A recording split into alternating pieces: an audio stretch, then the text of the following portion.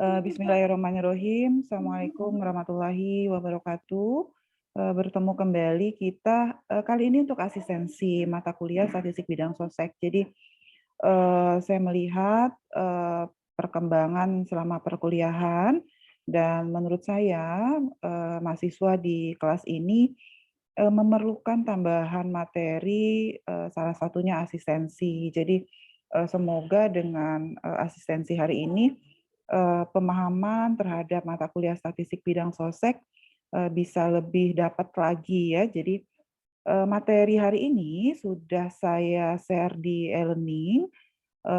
Hari ini saya masih akan masuk mengenai beda hasil analisis ketika kita melakukan perhitungan manual dengan kalau kita melakukan analisis menggunakan software, terutamanya kali ini yang kita bahas adalah SPSS ya. Bagaimana teknis penggunaan SPSS-nya nanti akan dibahas, semoga nanti di asistensi ketiga ya. Jadi saya berencana untuk melaksanakan setidaknya 3 kali asistensi untuk mata kuliah statistik bidang sosek. Saya share screen dulu terkait materi untuk suplemen kuliah kedua dan ketiga mengenai pengolahan data dengan SPSS. Seperti kita ketahui, saya di perkuliahan pertama sudah menyampaikan bagaimana uji beda nilai tengah atau UJT itu dilakukan untuk satu populasi, lalu di pertemuan ketiga saya sudah menjelaskan bagaimana uji beda nilai tengah atau UJT itu dilakukan untuk 2 populasi bebas dan 2 populasi terikat. Nah, tetapi yang kita pelajari di perkuliahan itu adalah pengolahan data secara manual. Jadi kalau kita menghitung manual, caranya seperti yang disampaikan di perkuliahan. Video perkuliahan kalau ada yang mau merewind lagi, sudah saya tautkan juga di e-learning. Nah, tentu saja ketika kita sampai di level skripsi, kita tidak akan melakukan perhitungan manual ya, walaupun saya sempat sampaikan bahwa kadang-kadang ada beberapa pembimbing itu yang kita sudah lakukan perhitungan dengan SPSS, tetapi dia tetap minta lakukan perhitungan manual, ya nggak apa-apa diikuti saja, pasti ada hikmahnya di balik itu. Jadi, tetapi sebetulnya sebagian besar akan menggunakan SPSS, jadi tidak lagi menghitung harus hitung rata-rata, harus hitung simpangan baku, sampel gitu. Enggak, jadi ketika kita di SPSS, kita tinggal masukin data seperti ini aja. Jadi tinggi badan nih misalnya 107, ada 20 sampel, ini ada 20 sampel. Cara membacanya ya, ini sampelnya, sampel 1 sampai sampel 20, ini adalah tinggi badannya. Soalnya adalah, anggaplah kita akan melakukan pengujian tinggi badan dari 20 siswa SMA, berdasarkan literatur, rata-rata tinggi badan ideal adalah 170. Apakah hal ini terbukti secara statistik? Nah, berarti statement yang menunjukkan angka ini adalah arahan bagi kita untuk menyusun hipotesa statistika. Mungkin Derga bisa bantu kira-kira kalau statement-nya seperti yang saya buletin merah ini berapa, bagaimana bentuk hipotesa alternatifnya?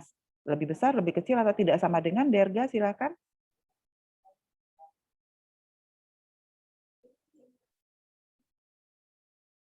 Silakan Derga.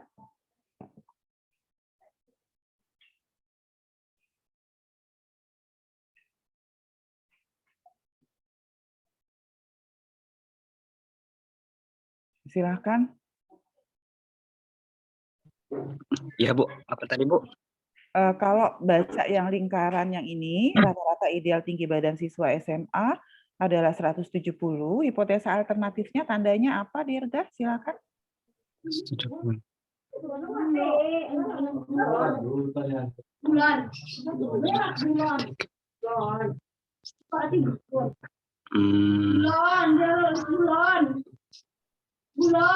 Tidak sama dengan Bu? Tidak sama dengan. Kenapa tidak sama dengan, Derga?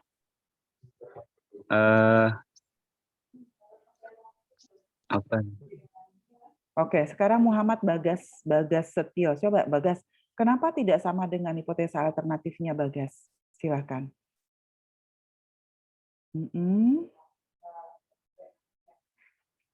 Kenapa hipotesa alternatifnya tidak sama dengan?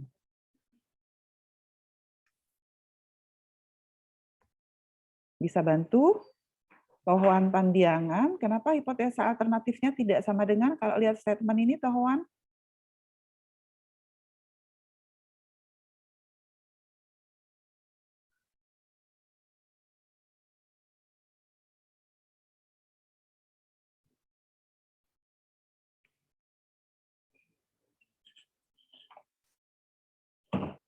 Silakan, Tohoan. Tohoan bisa dengar saya? Tohoan Pandiangan bisa dengar saya? Kenapa hipotesa alternatifnya tidak sama dengan? Tohoan?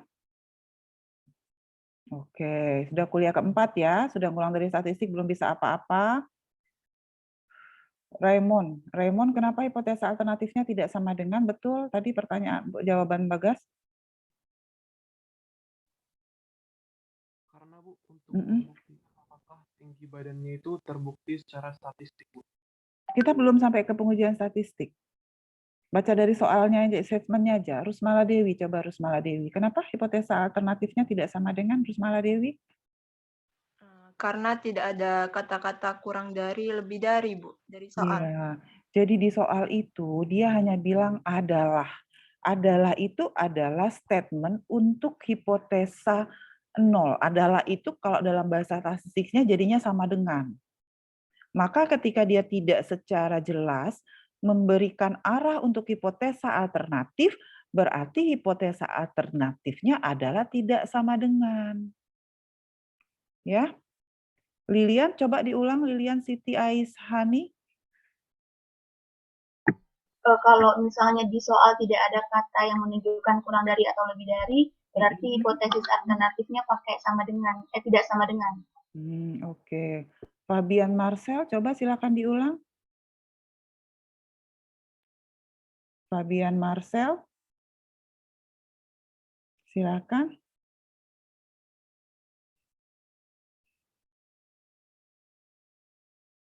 Silakan, Fabian Marcel. Waduh. Martin Sahputra, silakan Martin. Bisa diulang? Diulang ya, Bu? Ya, silakan.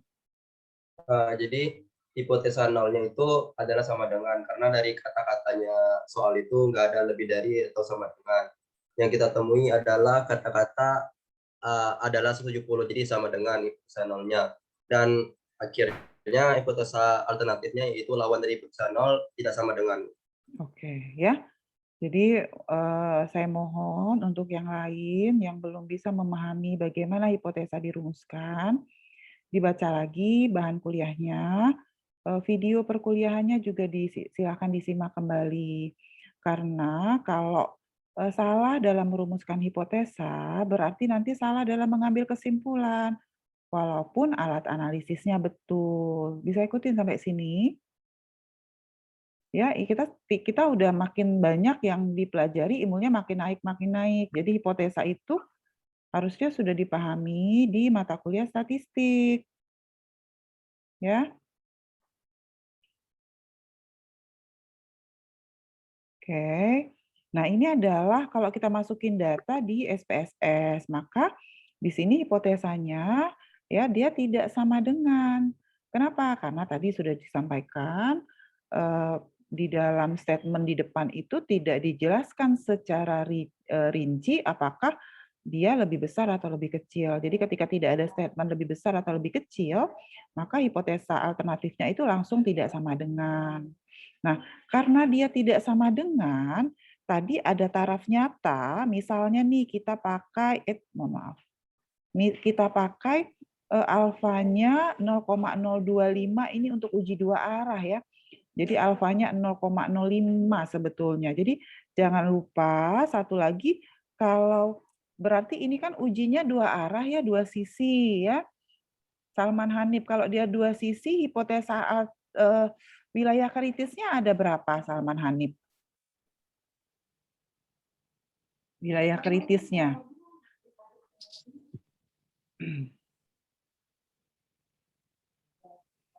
Ya, wilayah kritisnya ada berapa kalau dia tidak sama dengan hipotesa alternatifnya? Deas Agatha, silakan Deas Agatha.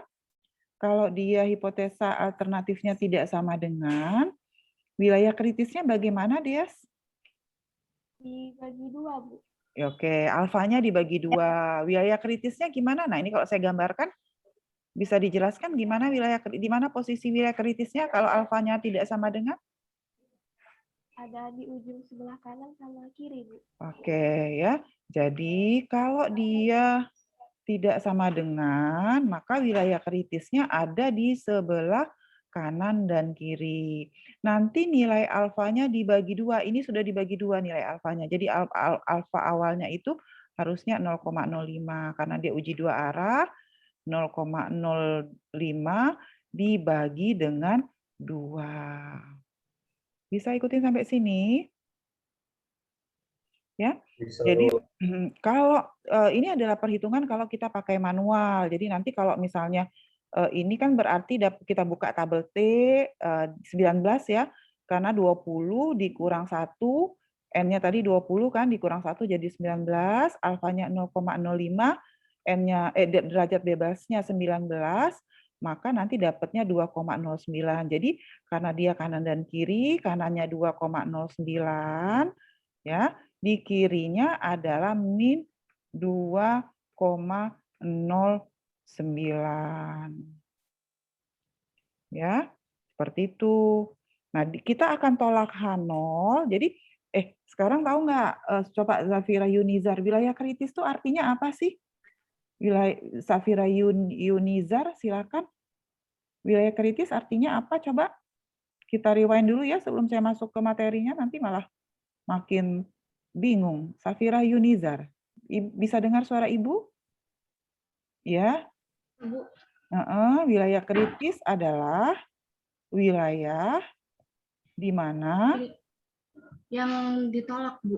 apanya yang ditolak? Hipotesisnya. Hipotesis yang mana? Wilayah. Bisa diulang coba, Grevita Heviananda. Silakan Grevita.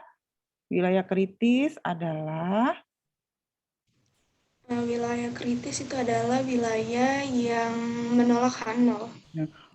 wilayah di mana H0-nya ditolak. Coba diulang, Fisdo Habimanyu. Silakan Fisdo. Wilayah kritis adalah wilayah di mana hipotesis 0 ditolak, Bu. Di mana hipotesis 0 ditolak. Hipotesis 0 itu yang mana? Coba Haris Hussein. Haris, ini Ibu kasih warna ya. Coba kalau menurut Haris hipotesis 0 yang mana? Yang nomor 1 ini atau nomor 2, Haris? Nomor 1. Nomor 1. Jadi hipotesis 0 itu yang ini hipotesisnya. Jadi wilayah kritis itu nanti adalah wilayah di mana hipotesis pertama ditolak. Kalau yang ini ditolak, maka kalau hipotesis 0 ditolak, maka yang diterima yang mana? Oki Ardilariana. Oki? Silakan Oki. Kalau H0 kalau H0 ditolak, berarti nanti yang diterima yang mana? H alternatif, Bu. H alternatif. H alternatif itu ialah H1. Ada yang menulisnya H1, ada yang menulisnya HA ya, ingat waktu di statistik. Ada yang menulisnya hanya A saja, ada yang nulisnya H1, ada yang menulisnya HA, H alternatif ya, itu sama. Maksudnya adalah H alternatif yang nomor 2 ini. Jadi kalau H0-nya ditolak, maka yang diterima adalah H alternatif. Nah, ini dalam perhitungan manual. Dalam perhitungan manual itu kita pahami kita akan tolak H0 jika, nih lihat, kita akan tolak H0 jika T0-nya atau T hitungnya lebih kecil sama dengan T alfa atau T0-nya lebih besar sama dengan dari T alfa. Jadi ini kalau yang di sini dia lebih kecil, kalau yang di sini dia lebih besar, kita akan tolak H0. Ya. Kan gitu. Jadi kalau dia di wilayah hitungan kita jatuh di wilayah kritis, kita akan tolak H0. Nah, sekarang kita akan bandingkan bagaimana kalau hasil perhitungan kita itu dilakukan dengan menggunakan SPSS. Nah, ini kalau kita manual ya. Kita hitung dulu T0, kita hitung simpangan bakunya, kita hitung T0-nya. Oh, dapat nih. T-nya 1,59. 1,59 itu, oke, 1,59 itu, kalau saya balik, oh udah hilang gambarnya. 1,59, sekarang Ibu gambar lagi. Nah, kan gitu ya. Tadi dia di tengah. Ini adalah wilayah kritis kanan, ini ada wilayah kritis kiri. Nilai batas ininya berapa? Coba ada nggak yang tahu nih? Sela nilai titiknya ini berapa di sini Sela tadi?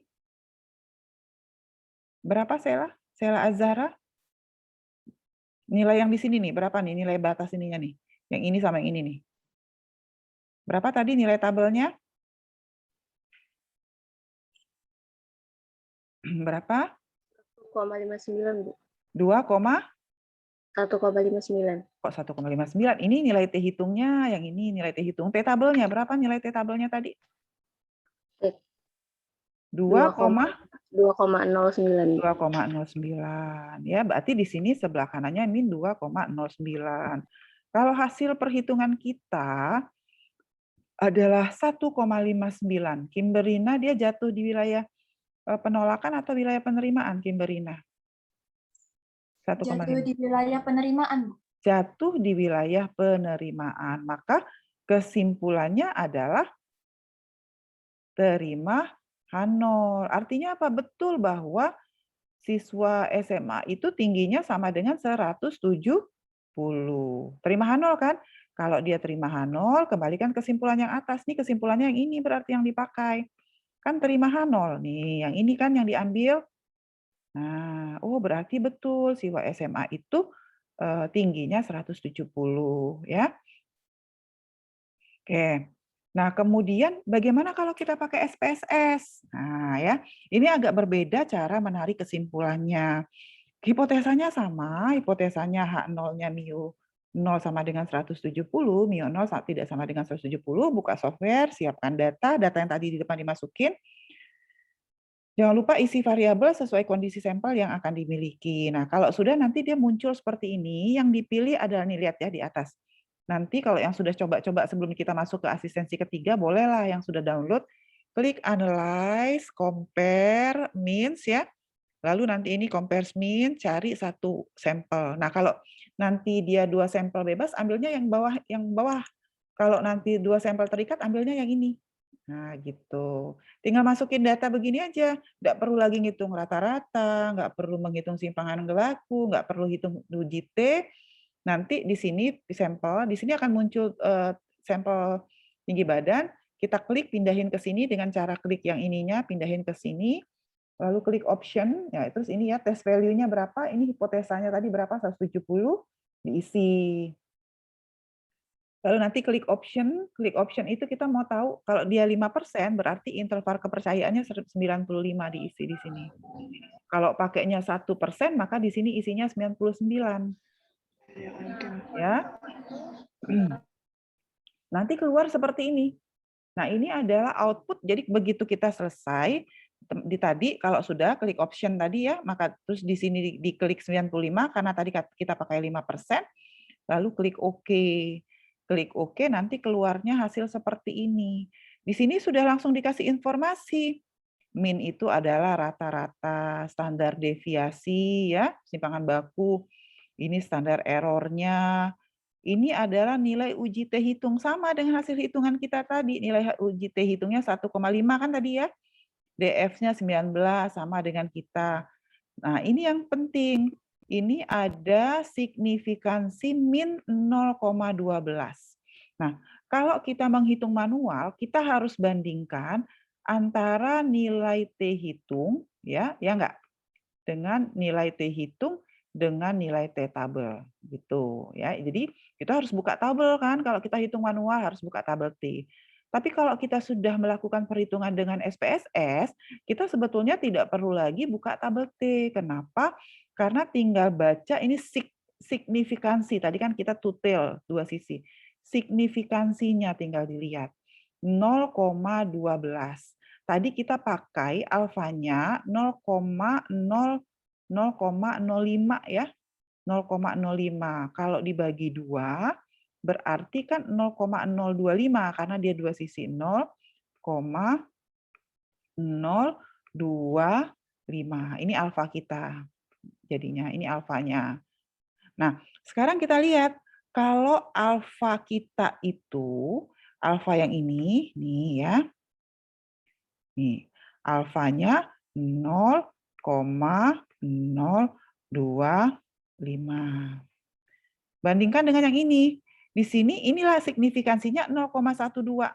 Jadi kalau 0,12, kalau dia alfa yang di sini lebih besar daripada alfa yang kita pakai, maka dia terima H0. Sebaliknya, kalau alfanya yang di sini lebih kecil, kita akan tolak H0. Jadi tinggal lihat aja, oh 0,128 itu lebih besar daripada ini, berarti kita terima H0. Tapi kalau dia nanti di sini dapatnya 0,01, berarti dia tolak H0. Jadi tinggal baca saja ininya. Kalau dengan perhitungan manual, tidak perlu lagi menghitung rata-rata, standar deviasi. Jadi hanya memasukkan angka yang ini saja di dalam SPSS-nya. Kemudian akan keluar hasil seperti ini.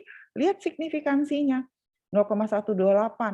Kalau kita pakai 0,05, dia masih lebih besar. Oh, berarti tidak nyata dia pengaruhnya. Berarti kita terima H0. Artinya tinggi badannya betul sama dengan 170. Ya, kesimpulannya sama.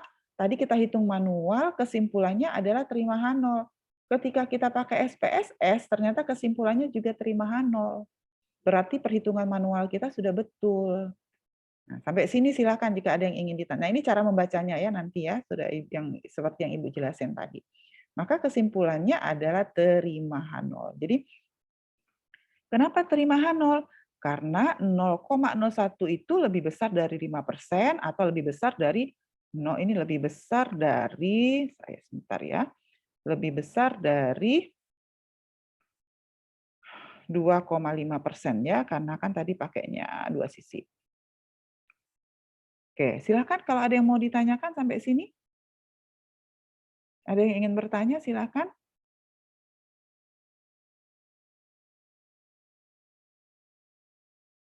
Silakan.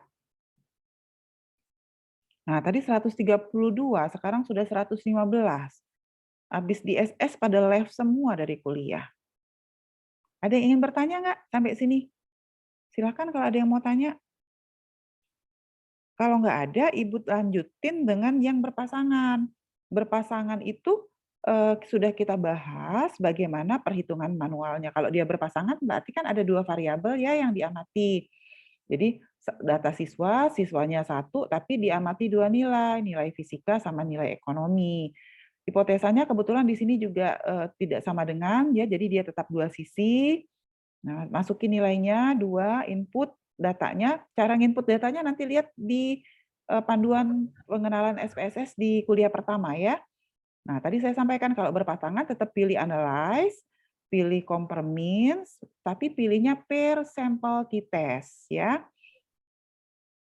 Nah, ini nanti ada seperti ini. Kita pindahin dari sini, kita klik yang kiri, kemudian klik yang ini. Jadi pertama nanti klik yang ini dulu, jadi kuning. Setelah klik yang kuning, dia klik yang ini. Nanti yang variabel nilai fisika akan pindah ke kanan. Lalu klik lagi yang nilai ekonominya juga kuning. Setelah dia kuning, klik yang panah yang ini, nanti dia pindah ke sini.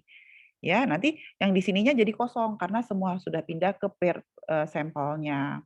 Nah, setelah itu kita klik option, klik yang ini, yang option ya. Nanti akan keluar, kita akan diminta untuk mengisi derajat kepercayaannya berapa. Anggaplah 95 lagi. Setelah itu klik OK, ya. Klik OK, nanti akan keluar hasil seperti ini. Nah, ini kalau berpasangan ya, kalau dia berpasangan, nih kehapus judulnya. Oke. Kalau berpasangan, dia sama ya, tadi artinya kalau dia berpasangan ada dua kondisi yang diamati. Kalau ini nilai fisika sama nilai kimia, boleh juga nanti nilai sebelum sama nilai sesudah. Ini rata-ratanya, ini jumlah N-nya, bukan DB-nya, standar deviasi, ini adalah standar error, lalu ini adalah per sampel t-testnya. Ya, per sampel untuk t-testnya, nilai fisika pasangan 1, N-nya 35, korelasinya min 112. Signifikannya 52%. Ini adalah korelasinya. Jadi kan waktu kita statistik kita udah belajar tuh korelasi sama regresi. Kalau ada dua variabel X sama Y, berarti kalau korelasi itu bicara hubungan, hubungannya bolak-balik. Nah, kalau lihat data ini korelasinya min 112, artinya apa? Kalau X-nya naik, maka Y-nya akan turun sebesar 0,112. Jadi kalau ini turun 1%, ya, kalau ini turun 1%, maka yang ini, kalau yang ini naik 1%, maka Y-nya akan turun sebesar 0,112%, kira-kira gitu. Nah, sekarang beda nggak antara dua nilai ini? Kalau mau lihat per t-test sampelnya, hasil uji T-nya, ini min-nya ya rata-rata untuk kedua nilai, ini standar deviasi, ini standar error. Ini adalah taraf yang paling minimal, dia bisa nyata, ini adalah upper nilai atasnya, ini nilai uji T-nya. Kan kalau kita hitung manual, kita harus hitung kalau pasangan itu kan kita harus hitung nilai D-nya ya, kemudian standar deviasinya, baru bisa hitung D-nya. Kita harus kurangkan dulu kan, kalau ingat nggak, kalau di manual tuh ini sama ini dikurangin, 75 kurang 67 dikurangin, terus dikuadratkan, lalu dijumlah, sehingga nanti dapatlah nilai T, nilai D. Sudah dapat nilai D, baru hitung nilai T, panjang kan kalau dia manual. Nah, kalau ini dia sudah langsung sediain, ini loh nilai T-nya 7,6. Derajat bebasnya 34, derajat bebasnya. Signifikannya berapa? Signifikannya 0,00. Artinya apa? Artinya kaidahnya sama. Kalau kita pakai alfanya 0,05, selagi nilai signifikansi ini lebih kecil, jadi ini kan 0,00. Itu kalau 0,00 itu berarti dia nyatanya tuh kecil banget, berarti kebenaran penelitiannya tuh tinggi banget sebetulnya hasil data ini. Nah, ini berarti dia kita tolak H0. Oh, berarti tolak H0 berarti kalau dia lebih kecil. Tolak H0 artinya apa? Artinya beda antara nilai, kita kembalikan tolak H0, mana hipotesa kita tadi. Nah, ini hipotesanya, bahwa nilai tengah antara nilai fisika sama nilai ekonomi itu memang tidak sama. Jadi nilai antara fisika sama ekonomi itu memang tidak sama, karena kan tolak H0. Kalau tolak H0 berarti nilai fisika sama nilai ekonomi sama. Tapi kalau dia tolak H0 berarti terima H1, maka artinya nilai fisika itu tidak sama dengan nilai ekonomi. Kalau mau dilihat korelasinya, hubungannya, lihatnya di sini. Nih, oh ternyata korelasinya negatif. Kalau nilai fisika naik, biasanya nilai ekonominya turun, karena di sini korelasinya negatif. Bisa ikutin sampai sini? Ada yang ingin ditanya? Maka kesimpulannya ini tadi ya. Kesimpulannya adalah rata-rata nilai fisika bahkan di sini disampaikan lebih tinggi, korelasinya negatif. Silakan jika ada yang ingin ditanyakan. Ada?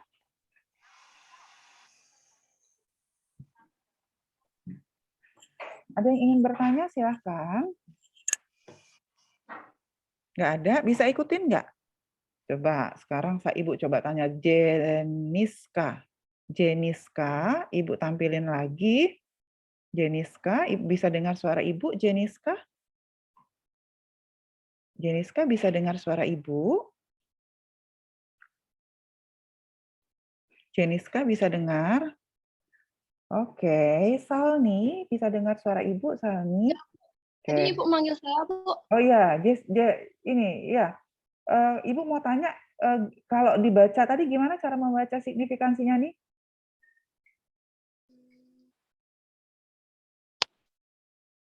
Coba, bisa? Kurang mengerti, Bu. Kurang mengerti. Salni, silakan Salni. Gimana cara membaca signifikansinya tadi? Kalau dia signifikansinya lebih kecil dari apa tadi? Kalau lebih kecil dari 0,05, Bu. Kalau lebih kecil? Kalau lebih kecil? lebih kecil terima H1 tadi. Terima H1 atau tolak H0. Jadi kalau dia H0. lebih, coba Made Dipta, silakan diulang, Made Dipta. Gimana tadi Made? Ya, silakan. Hasil signifikansinya di sini 0,01 ya. 0,01, 0,00. Alfa kita 0,05. Nah, tolak atau terima H0? Ini alfanya nih. Ini signifikansinya. Oke. Nah, tolak. Kenapa tolak H0 ya? Kenapa tolak H0? Karena tingkat signifikansi lebih kecil dari alfa yang kita punya. Bisa ikutin? Coba Faris Dwiki Mahendra, silakan diulang, Faris. Nilai signifikasinya lebih kecil dari nilai alfanya, Bu. Nilai alfanya. Jadi tolak H0. Oke, Sheila Azahra, nilai uji T-nya berapa ya? T hitungnya, Sheila, kalau lihat dari hasil pengolahan data ini. Nilai T hitungnya. Berapa nilai T hitungnya, Sheila? 7,6, Bu. Oke. 0,7. 7,6.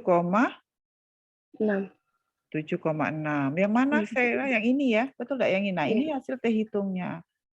Muhammad Iqbal, rata-rata nilai fisikanya berapa, Muhammad Iqbal?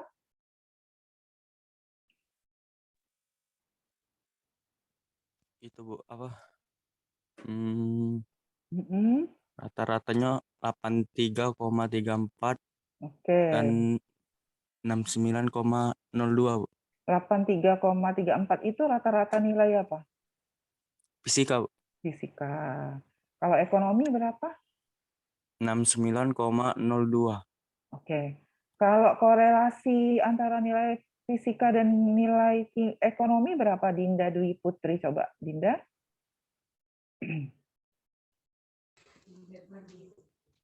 Korelasinya tadi yang mana? Min 0,112. Iya. Christine Laveni, coba Christine, korelasi min 0,112 tadi artinya apa coba? Jika nilai ekonomi naik, maka nilai fisika turun, Bu. Ya, karena dia minus. Jika nilai ekonomi naik 1%, maka nilai fisikanya turun 0,112%. Ya, jadi ketika kita melakukan pengolahan data dengan menggunakan SPSS itu jadi ringkas banget gitu, karena kita tidak perlu menghitung rata-rata, jadi hanya masukin nilai yang dua ini aja, klik di SPSS, asal paham menggunakan SPSS-nya, maka akan keluar hasil seperti ini langsung dibaca. Bisa ikutin nggak sampai ini? Persoalannya adalah kita sering tidak paham membaca ini, sehingga kita tidak tahu bagaimana memutuskan apakah hipotesa nolnya ditolak atau diterima. Ya, coba Faris Dwiki Mahendra, Ibu tanya lagi. Kalau di sini berdasarkan interpretasi output ini, hipotesa nolnya ditolak atau diterima? Ditolak, Bu. Ditolak. Kenapa ditolak?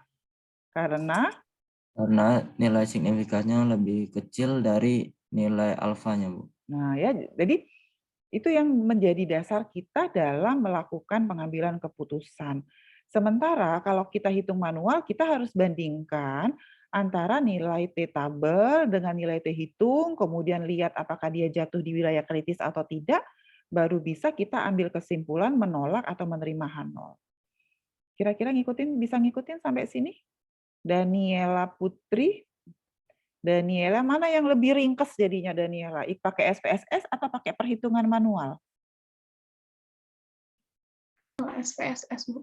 Pakai SPSS. Jadi nanti kalau skripsi nggak perlu anti menggunakan statistik, nggak perlu takut menggunakan ekonometrika atau riset dan sebagainya, karena sebetulnya pengerjaannya bisa dilakukan dengan menggunakan bantuan software. Ya, jadi software itu sangat membantu kita dalam melakukan analisis. Ya, jadi tetapi hati-hati, jangan sampai kita salah dalam merumuskan hipotesis. Kalau salah ngerumusin hipotesis, efeknya apa coba? Amirah Batrisia.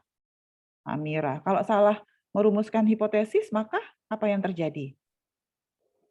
Penarikan kesimpulannya juga salah, Bu. Penarikan kesimpulannya juga salah. Ya, jadi statistik inferensianya jadi ngaco gitu karena kita salah. Walaupun nanti kita ngitungnya sudah betul, ngambil datanya betul, tapi ketika kita salah merumuskan hipotesis, maka kita juga salah dalam menarik kesimpulan. Ya. Boleh Ya, bertanya, Bu? silakan. Mengenai korelasi tadi, Bu. Nah, Ya. hasil korelasi kita dapat tuh kan karenanya di populasi, kalau kita benar-benar meneliti ntar gimana, Bu? Fungsinya atau apa itu, Bu? Oke. Korelasi itu digunakan untuk melihat menganalisis hubungan antara dua variabel. Ya. Jadi tadi yang kita amati itu adalah nilai ekonomi sama nilai fisika. Jadi kita mau lihat ada nggak sih hubungan antara nilai ekonomi dengan nilai fisika. Dalam konteks riset bisa nanti dianalisis, misalnya kita mau lihat yang gampang, ada nggak sih korelasi antara biaya dengan pendapatan. Nah, kalau menurut Martin, kalau korelasi antara biaya dengan pendapatan itu gimana? Positif atau negatif kalau secara teori hipotesanya? Positif, Bu. Oke, yang benar. Biaya dan pendapatan. Biaya dengan pendapatan. Negatif. Kenapa negatif? Kalau pendapatan kita tinggi, biayanya akan... Oke, biayanya dulu dong. Mana yang dihitung duluan? Biaya dulu apa pendapatan dulu yang dihitung? Kalau dalam konteks ekonomi. Biaya, Bu. Biaya dulu. Kalau biaya naik, maka pendapatan? Turun. Turun. Ya. Nah, sekarang dibalik. Siapa lagi nih? Muhammad apa tadi? Bagas ya? Bagas, tadi kan belum berhasil menjawab nih. Kalau penerimaan naik, pendapatan gimana? Positif atau negatif korelasinya?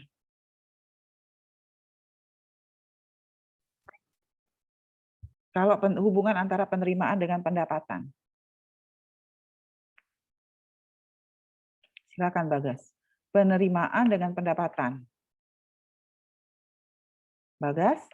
Muhammad Bagas? Apa? Gimana Bagas?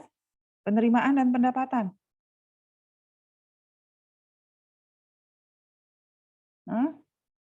Nah, kalau gitu Ibu tanya dulu. Pendapatan tuh dihitung dari mana Bagas? Jangan-jangan nggak tahu Bagas nih. Udah semester 2, orang agribisnis nggak bisa hitung pendapatan nih.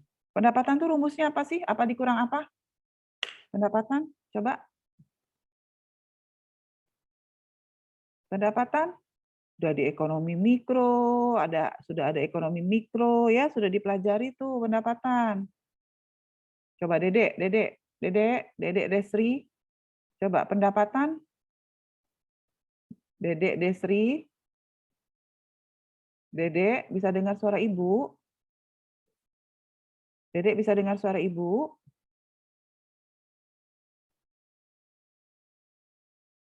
Oke, siapa yang bisa jawab? Kalau pendapatan menghitungnya apa dikurang apa? Silakan. Raise hand ya. Raise hand dulu biar Ibu bisa ini. Raise hand. Pendapatan apa dikurang apa? Pendapatan. Nah, nggak ada yang bisa nih. Satu kelas 100 orang ini. Pendapatan.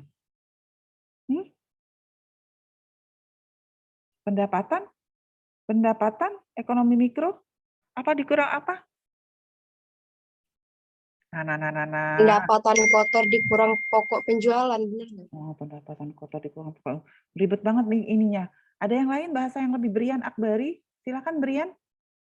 Brian bisa pendapatan. Nah. Gimana nih? Udah mau silakan Brian.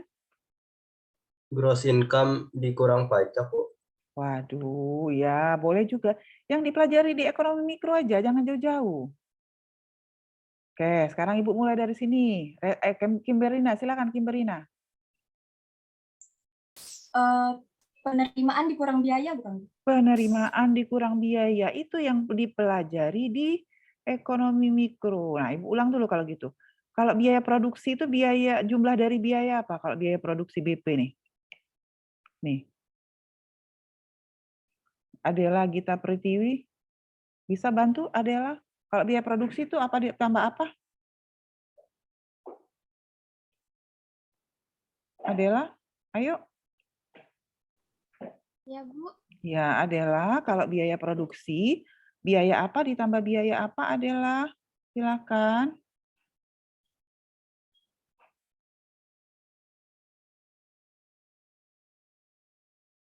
Silakan, Adela.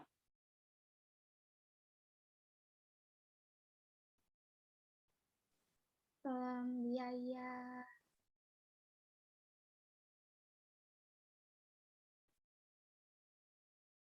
biaya material enggak, Bu? Aduh, biaya material. Aduh. Oke, pernah dengar biaya tetap dan biaya variabel? Selama ini sudah hampir 1 tahun kuliah. Pernah dengar biaya tetap dan biaya variabel? Ya, Pernah Bu, dengar? fixed cost sama variable cost. Fixed cost dan variable cost. Jadi biaya produksi itu adalah atau production cost itu adalah fixed cost, biaya tetap ditambah dengan variable cost. Ya kan? Coba dibuka lagi ya. Ini akan kita pakai terus mahasiswa agribisnis ini, memalukan kalau tidak bisa tahu rumus-rumus ini. Kalau penerimaan itu apa dikali apa? PN biasanya disingkatnya. Penerimaan itu apa dikali apa? Penerimaan. Kalau kita jualan, gimana sih cara kita menghitung penerimaan kita itu? Saya jual ikan. Gimana saya ngitung penerimaan saya tuh?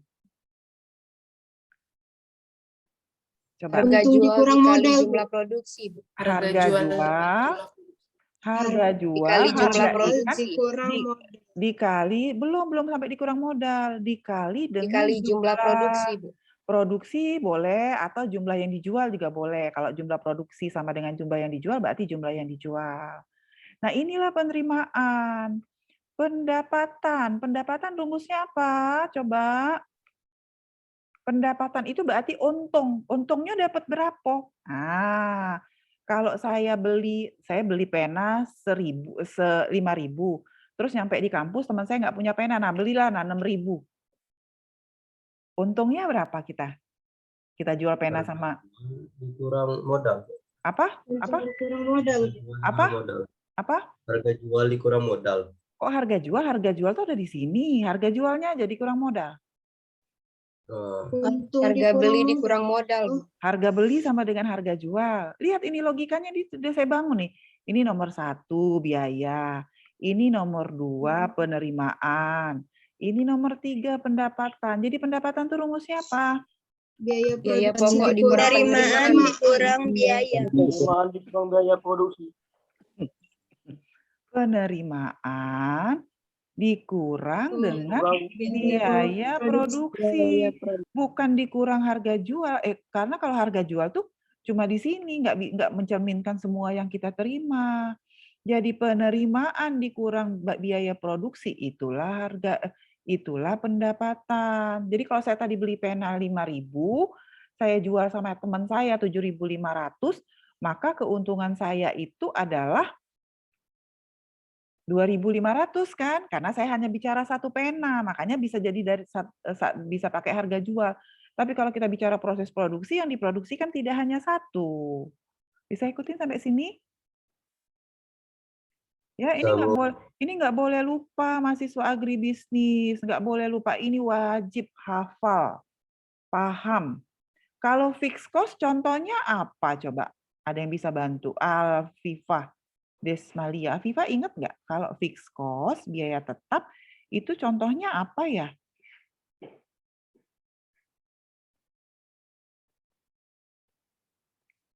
Apa ya? Izin menjawab, Bu. Ya, silakan, namanya dulu siapa? Martin. Martin, silakan Martin. Singkat Martin itu gedung. Oke, gedung. Mesin. Kenapa disebut biaya tetap, Martin? Karena dia itu memang dipakai dalam jangka waktu yang lama, Bu. Dan gimana ya, harganya dari awal sampai dipakai terus itu nggak ada kenaikan-kenaikan, Bu. Oke ya, sudah Dipakai dalam betul. jangka yang lama. Oke, sudah hampir betul. Jadi contohnya betul, gedung, traktor, mesin panen, cangkul, parang, hand sprayer, itu semua biaya tetap. Kenapa disebut biaya tetap? Tadi Martin sudah betul sebetulnya, karena dia tidak pernah berubah selama proses produksi.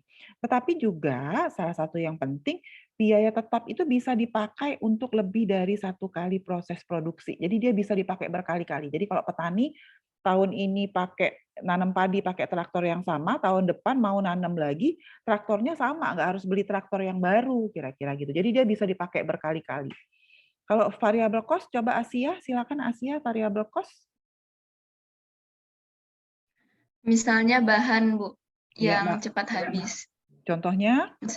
Contohnya kita pakai bahan dasarnya pupuk. Nah, pupuk itu kan kita sekali pemakaian aja, Bu. Oke, ya jadi kalau tahun ini nanam padi harus beli pupuk, tahun depan nanam lagi harus beli lagi pupuknya, beda sama traktor, parang, hand sprayer, tahun depan nggak perlu beli, makanya dia disebut di biaya tetap, jadi bisa dipakai lebih dari satu kali proses produksi. Ya, oke ya, Ibu lanjut ya. Nah sekarang kita lanjut dengan uji T sampel bebas. Nah ingat waktu kita belajar uji T untuk sampel bebas, ketika kita pakai sampel bebas, kita harus ngecek dulu ragamnya sama atau tidak. Karena sampel bebas itu kan populasinya ada 2, jadi kita harus pastikan bahwa populasinya homogen atau tidak. Nanti kalau dia homogen, rumus uji T-nya beda dengan kalau dia tidak homogen, kan gitu ya? Betul nggak Lilian Siti Aisani? Iya, Bu. Ya, jadi betul ya. Nah, ini nanti ada ininya, hipotesanya juga tidak sama dengan, kebetulan ini cara masukinnya nanti ada kode hasil belajarnya, ini kelompok A, kemudian ini kelompok B. Nanti kita akan diminta di ininya di dalam ini ya, buka lembar kerja SPSS, lalu klik variable view. Selanjutnya tahap mengisi properti variabel dengan ketentuan sebagai berikut. Nanti untuk kelompok itu akan kita pisah dengan value-nya menjadi 1 itu kelompok A, 2 itu kelompok B. Lalu nanti setelahnya, setelah ini ke value-nya diklik, kemudian nanti dinilai value ini diklik, nanti akan keluar ada 1 value kelompok A, add lagi, masukin add lagi, nanti 2 kelompok B, nanti dia keluarnya seperti ini. Lalu setelah itu klik OK. Ya, nanti dia keluarnya begini, klik OK. Nah, nanti dia ini yang di sininya ini yang menunjukkan dia akan ada 2 kelompok untuk SPSS-nya. Nah, nanti munculnya begini, data view-nya. Hasilnya, maka sama ya, analyze, compare, tapi nanti pilihnya independent t-test. Nah, kemarin kita harus repot, nah nanti ada kelompok, pindahin ke sini hasil belajar, variabelnya, kelompoknya taruh di bawah. Sama, nanti diklik dulu kuning, sudah kuning, klik yang ini, pindah ke sini. Klik lagi yang kelompok, klik di sini, nanti klik ini ya. Lalu isi ininya, ini grup 1, grup 2, lalu continue, nanti keluarnya begini. Jadi kalau kemarin kita hitung manual, kita harus hitung dulu ragam. Kalau ini enggak, ini ragamnya udah ini nih hasil uji F-nya nih, ragamnya udah dikasih tahu. Nah, tinggal kita lihat apakah dia tolak ragamnya sama atau tidak. Kalau yang ini nanti dia langsung kasih merah nih. Kalau misalnya nanti ragamnya tidak sama, equal variance yang di bawah ini tulis kekecilan saya, kecilin dulu ya. Naikin dikit. Nah, equal variance not sum.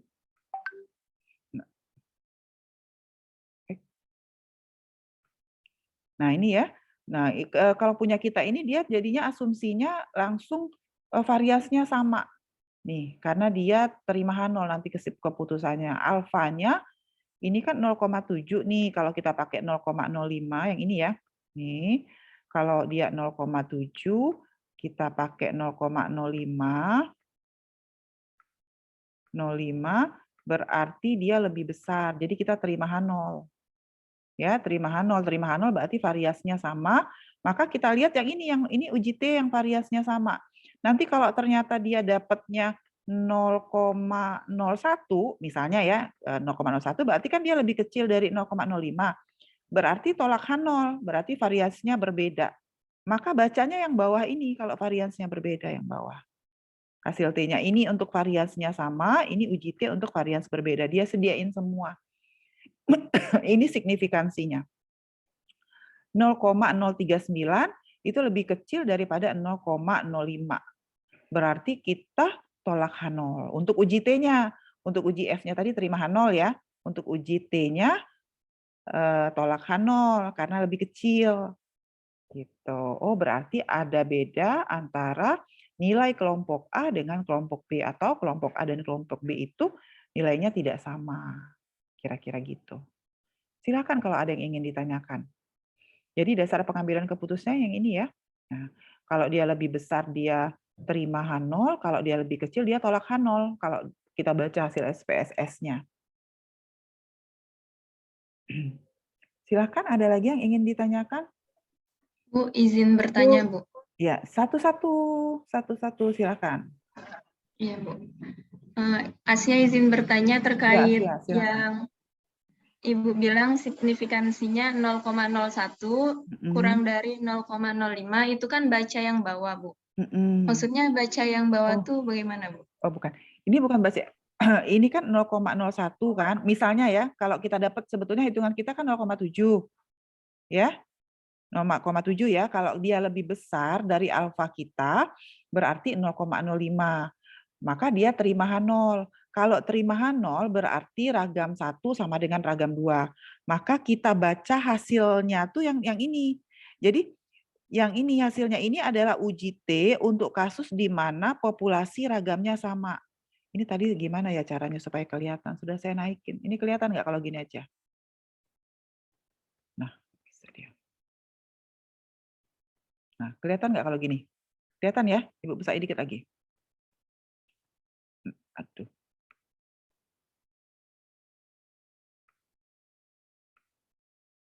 Nah, ini. Jadi kalau kita terima H0, ya berarti ragamnya sama. Maka yang dibaca tuh nilai uji T-nya yang ini. Kan hasil uji ragam tuh ada 2, terima H0 sama tolak H0 kan? Ya enggak? Nah, kalau nanti kita tolak H0, kita baca uji T-nya yang bawah ini. Kan masih ingat nggak waktu saya jelasin, bentar ya, saya buka dulu materi kuliah ke berapa ya? Ketiga ya. Oke, Ibu tutup dulu. Materi kuliah ketiga. Oke. Sudah kelihatan materi kuliah ketiga sekarang? Sudah? Sudah, Bu. Sudah ya. Oke, nah kan di materi kuliah ketiga itu kalau dia sampel bebas, ini sampel bebas, dia harus didahului dengan, mana nih teorinya nih, tarikan contoh bebas. Harus didahului dengan uji ragam. Ya kan? Kalau nanti dia terima H0 kasus 1, berarti populasi 1 sama dengan populasi 2. Kalau dia tolak H0 berarti ragam populasinya tidak sama. Maka rumusnya beda kan kemarin. Kalau kita 1, ini rumus uji ragamnya. Ini kalau dia kasus 1, rumus uji T-nya. Nah, ini kasus 2, rumus uji T-nya. Nah, maksudnya ini tadi. Nah, kesimpulan yang tadi, dia menjawab yang ini, apakah ragamnya sama atau tidak. Terima H0 itu berarti ragamnya sama. Tolak H0 berarti ragamnya tidak sama. Maka, saya kembali ke yang tadi. Hasil analisisnya ini sudah menunjukkan, mana nih? Ini kalau kita, kan kita lihat nih, ini hasil uji ragam 0,738. 0,738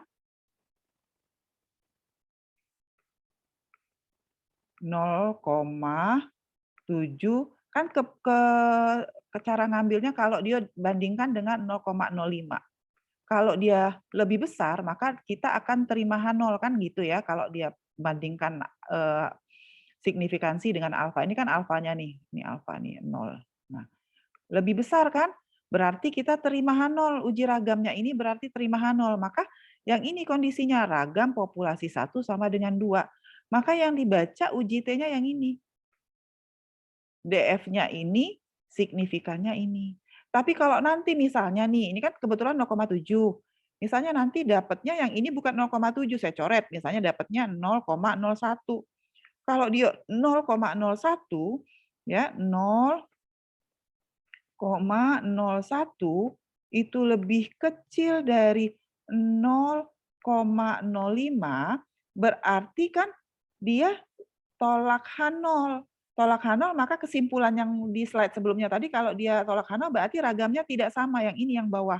Maka ini adalah hasil uji T-nya.